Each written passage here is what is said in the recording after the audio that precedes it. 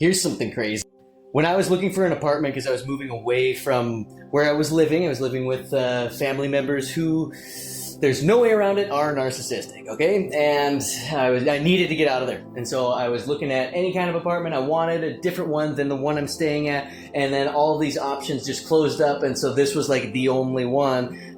So it seemed like it was my idea, but it was not exactly my first choice or any choice really to be in this particular apartment. But it was what I could do. So I got here. And now there are very strange things happening in this apartment and have been since I moved here.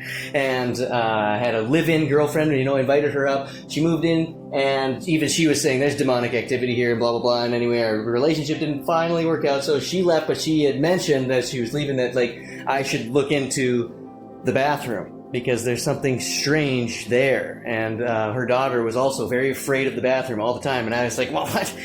What's that? But here we go. Yesterday, I got kind of some really bummer news, okay? I even ran it by one of my mentors who had said in her whole history of law, she had never seen somebody take this approach as it pertained to a third-party debt collector lawsuit, okay? So there's a group who's causing me a lot of anxiety and stress on purpose, and they're doing it very, very like cold and calculated. And so I got that message, I got that news, and I was really bummed out about that. And so I was in the bathroom, okay, and I was feeling like I wanted to do something to solve a problem permanently for a temporary pain. And then just today I came home and I remembered what my girlfriend at the time had said about the bathroom and what specifically had bothered. I mean, I don't know if you can see it, but this is all redone.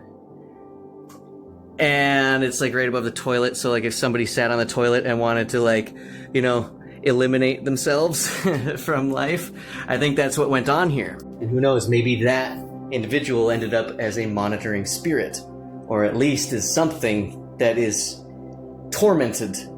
And I had to do a great amount of effort to get this thing to leave. And I don't know if it left yet or not, or I don't even know if it likes me, but I'm a pretty likable fella, and I think that maybe it does. So if I was to take a shot in the dark, or an educated guess, I would say that there is unfortunately, a satanic coven that is spanning multiple states, performing monitoring activity through this monitoring spirits, or maybe there's multiple.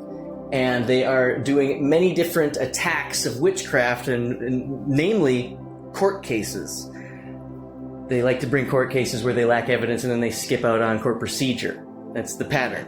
And I was duped into thinking that getting this apartment was my own idea. And I think they were trying to dupe me into getting here such that I would end up like whoever that was. In fact, I think they're trying to do that every time they attack. It's always for my life.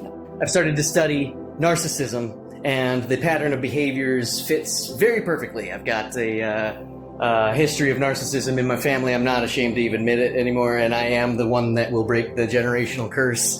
Right? It takes a lot of effort, but the way that my family members talk to me, I can see the narcissism in it, and I'm overcoming it, and they don't like it, and so they do this whole situation.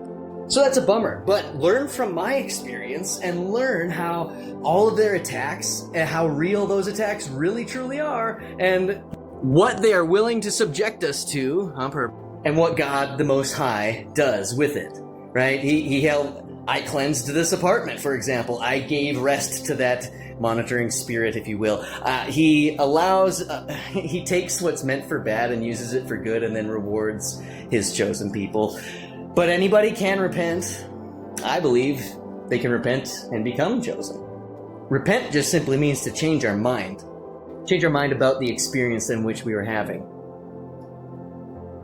So, to recap, if you are being attacked endlessly and you have been isolated and you think that you have nobody, reach out to people. Connect with other people. There is angels. If you reach out, they will reach out. If you initiate prayer, he will send his protection. You are protected.